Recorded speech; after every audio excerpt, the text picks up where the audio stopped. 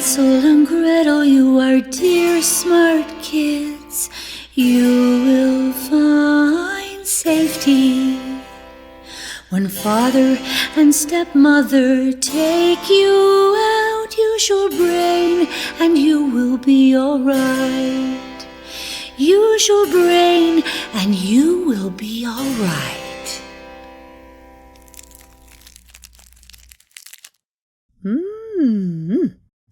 Well, hello there. Ruby here.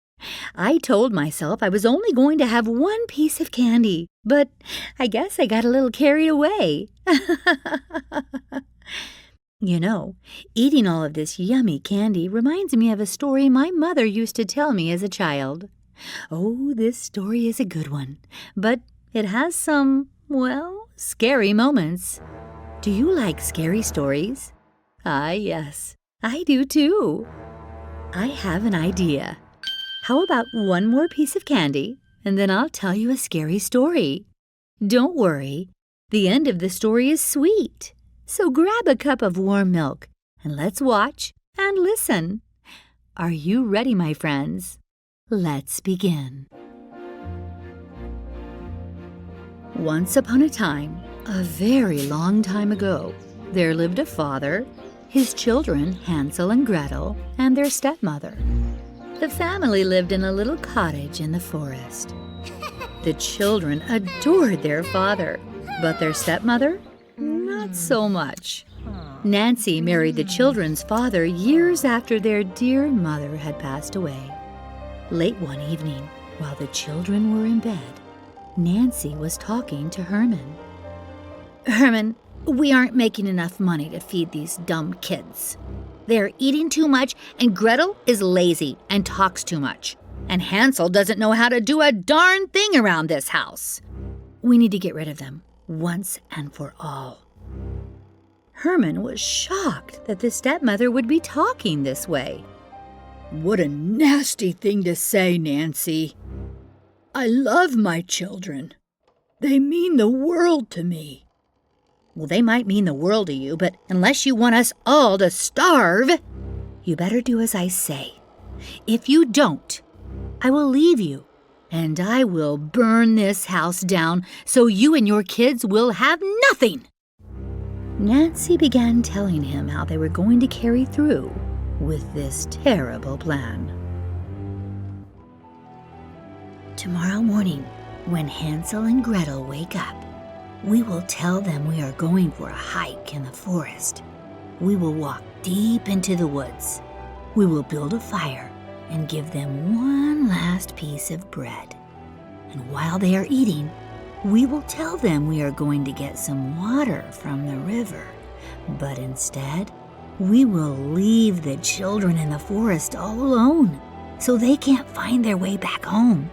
And then, my darling, we will be free." Oh, this is so upsetting. I think I need another piece of candy. Oh, let's get back to the story. So, the father agreed with Nancy.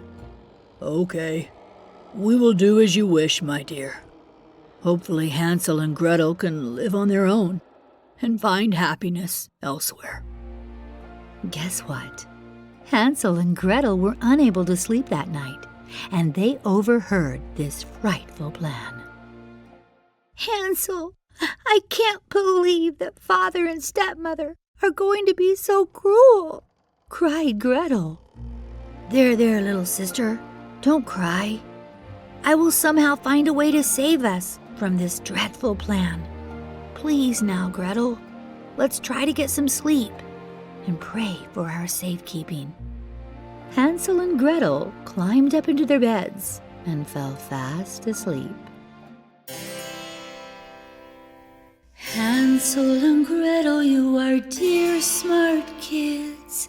You will find safety when father and stepmother take you out. Use your brain and you will be alright. Use your brain and you will be alright. Boy, this story gets to me sometimes. Excuse me, while I have one more piece of candy. Let's go, kids. We are going for a beautiful hike in the woods. We have some fresh bread to give you as a treat when we take a rest in the forest, said the stepmother. And off they went into the forest. Hours passed, and little Gretel was exhausted. Father, please, I can't go any further. My legs hurt, and I'm very thirsty. Oh, yes, of course, said Nancy. The children need to rest. Why don't you kids stay here and rest? And me and your father will go get you some water from the river. Here, take some fresh bread and relax a little bit. Right, Herman? Asked Nancy. Yes. Let's go get the children some water, said the father, and the two walked off away from the kids forever. Hansel and Gretel relaxed under a tree and ate their bread. They knew they were alone in the forest, and their father and stepmother were not coming back. Gretel, don't be afraid. It will be dark soon, and that's okay. I'm using my brain, and I'm thinking of everything I can to save us from harm. We will make our way in this world together. I am your big brother, and I will take care of you.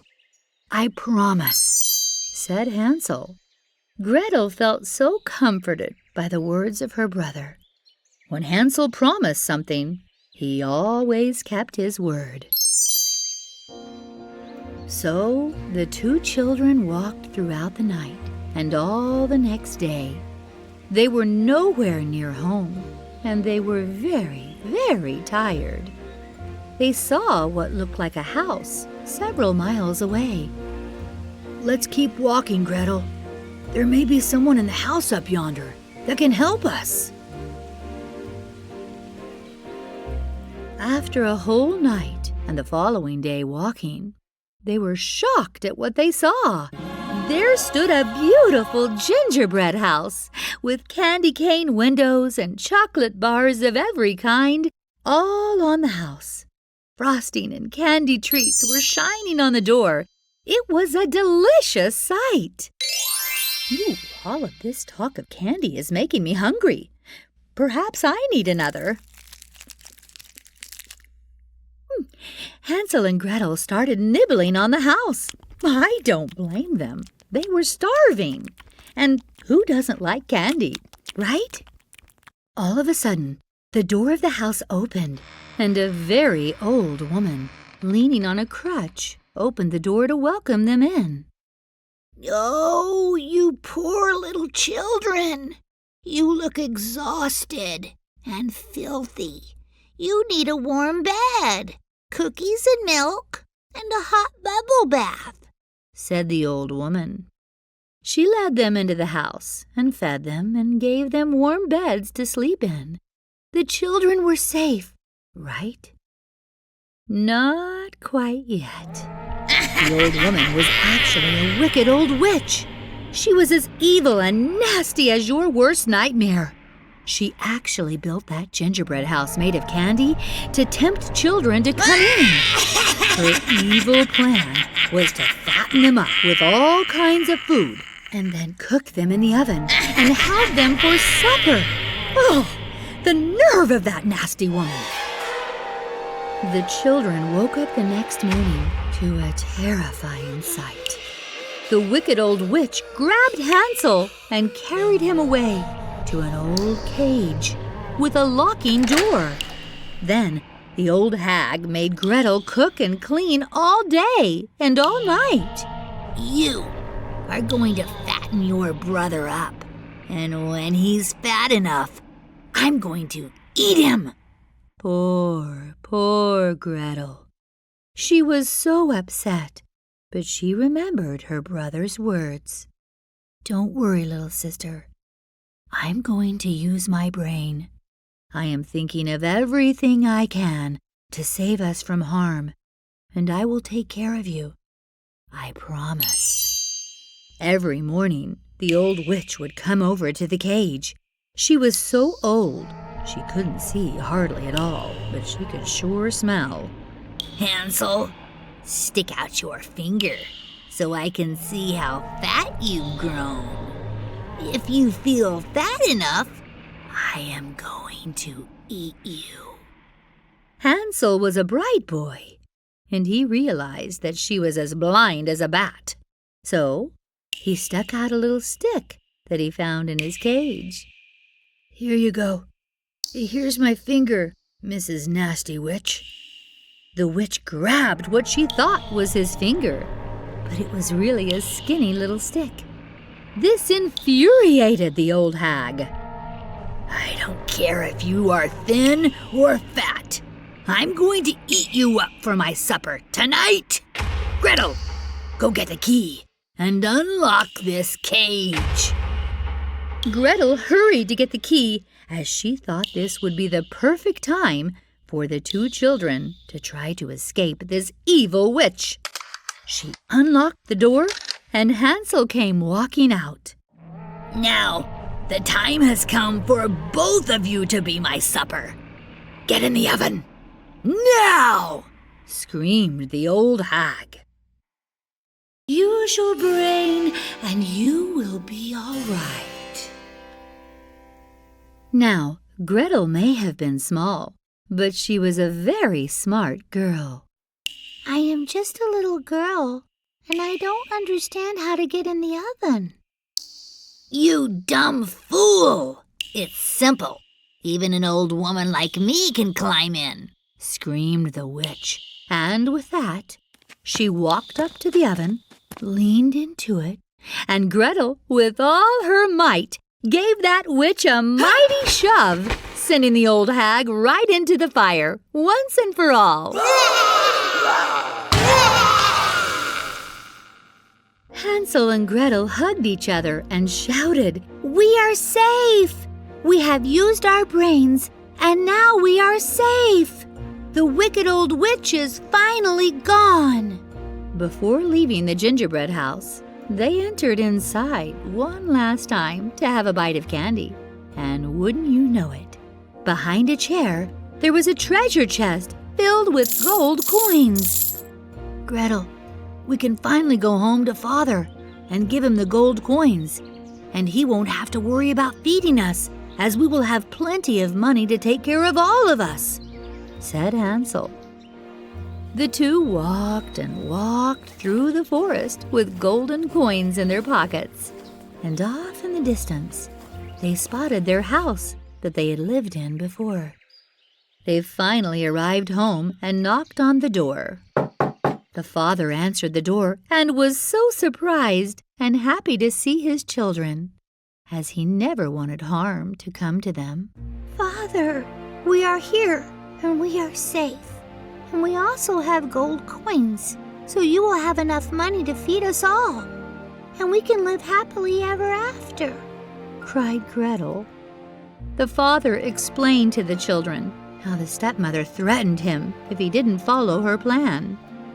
I always knew you two were very smart, and that you knew how to use your brains. I knew you were going to be okay. I knew you were going to be safe. The father also told the children that the stepmother had been eaten by a wolf a few days ago.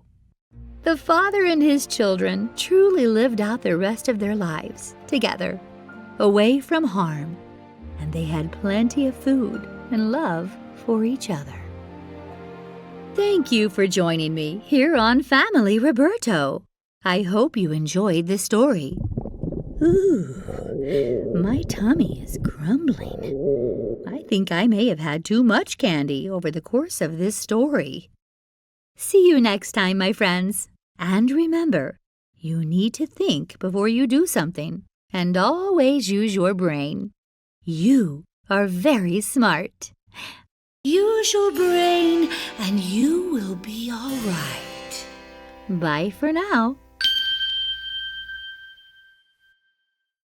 Ruby, Ruby, Ruby, Ruby, let's join Ruby, you and me with Ruby. I have an idea. Ruby's story time. Take the bread out of the oven before it burns. This is a lesson you should learn. Take the bread out of the oven before it burns. This is a lesson you should learn. Don't let the bread in the oven burn. Ah, the smell of warm bread in the oven makes my mouth water every time.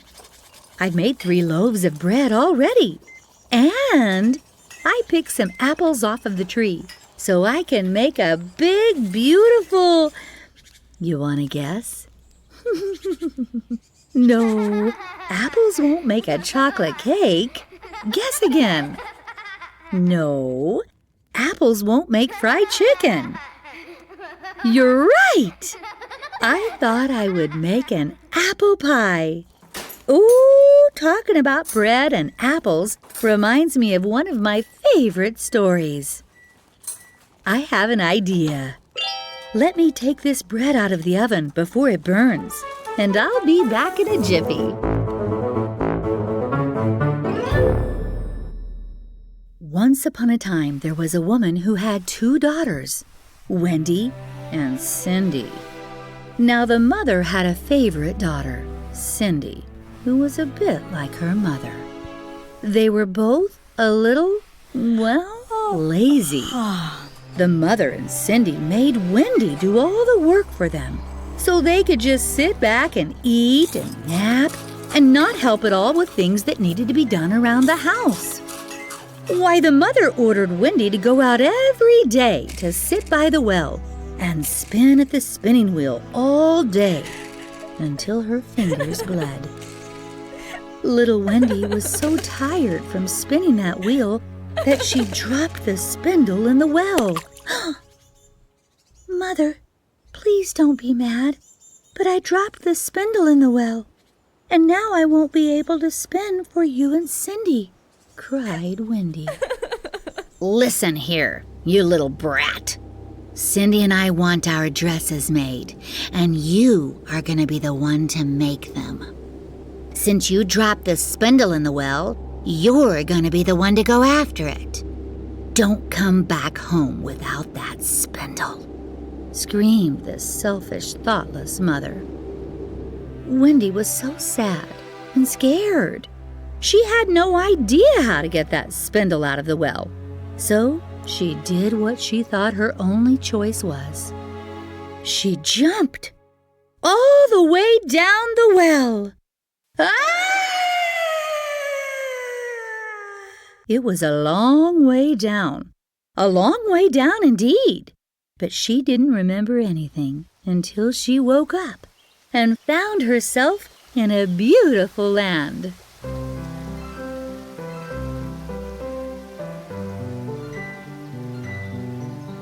Oh my goodness! A beautiful meadow! So many flowers, waterfalls. This must be paradise. She walked and twirled around, her hair blowing in the wind. She skipped and giggled and twirled again. Then something strange happened. She all of a sudden came upon an oven. And in this oven, there were so many loaves of bread baking. Ah, the smell of delicious bread, said Wendy. Take the bread out of the oven before it burns. This is a lesson you should learn. Take the bread out of the oven before it burns. This is a lesson you should learn. Don't let the bread in the oven burn. Oh my, I will get the bread out. And she did. Wendy walked a little farther and came upon a tree filled with red apples. Pick me, pick me.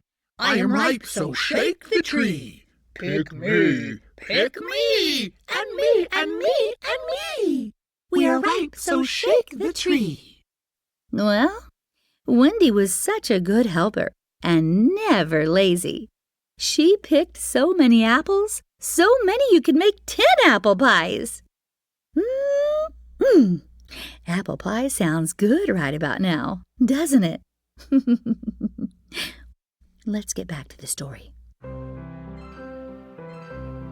The next thing she came to was a little house, and she saw an older woman looking out with very large teeth.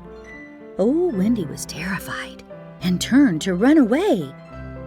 "My dear child, don't be afraid. I may look different, but I am kind. All I ask is for you to work with me in my house. If you do this without being lazy, I will make you very happy. You must be very careful, however, to make my bed in the right way, for I wish you to always shake my bedspread with strength and might, so that the feathers fly about. And then the people will say, down there in the world, 'Oh, look, it's snowing,' for I am Mother Holle." Wendy did as she was told for quite some time. She cooked and cleaned and always shook Mother Holle's bedspread with all her might, so all of those children down in the world would see the snow with delight. Wendy did her job well, and Mother Holle was pleased. "My child, you have done a wonderful job. It's time to go home now. I will lead you to the gate." The gate was opened, and as Wendy passed through, a shower of golden light shone on her, and she glistened from head to toe from that day on. This is your reward for working so hard and not being lazy. Here is the spindle which you dropped in the well. Now go home, my child. Be your best and always have a heart of gold. And with that, Wendy opened the gate and magically appeared back home to her mother and Cindy. The mother and Cindy were a little miffed with Wendy. They didn't like the idea of her being so happy and shimmering with gold. "Tell us where you've been, Wendy," snarled the mother. Wendy told them all about her adventures, and it excited the two selfish ladies so much that the mother sent Cindy right out to the well and ordered her to jump, Cindy, jump!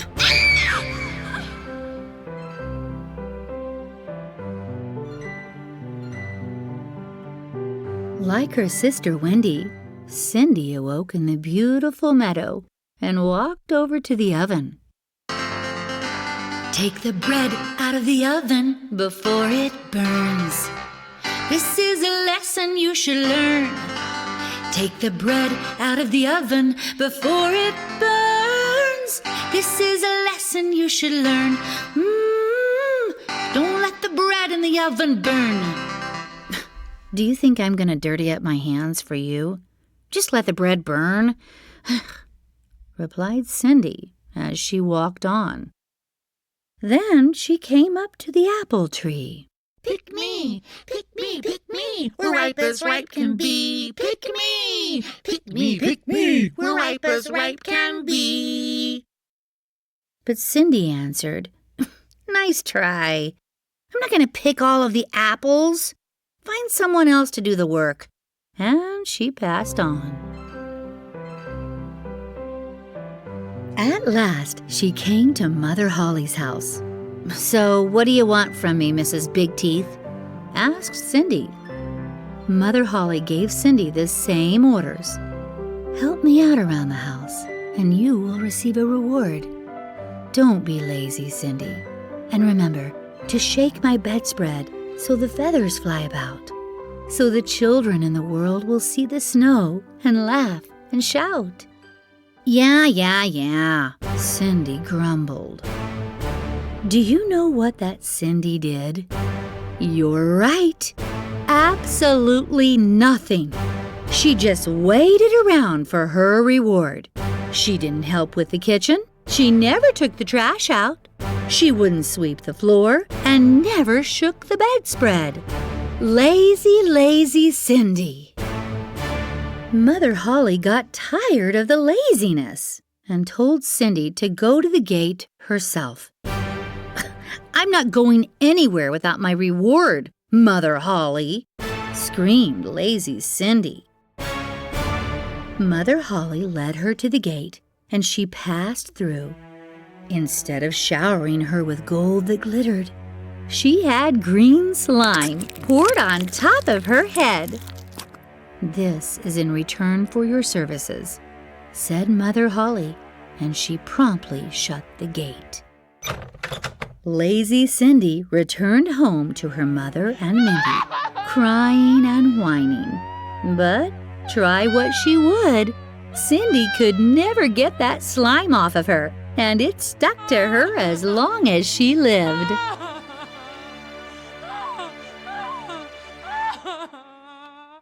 Whew! What a story! Thank you for joining me. I hope you enjoyed the story. And remember, always help out when you can. Try not to be lazy. Hard work pays off, sometimes in gold. Bye for now, friends.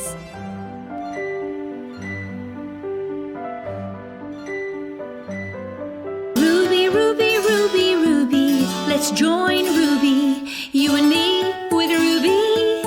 I have an idea. Ruby's story time.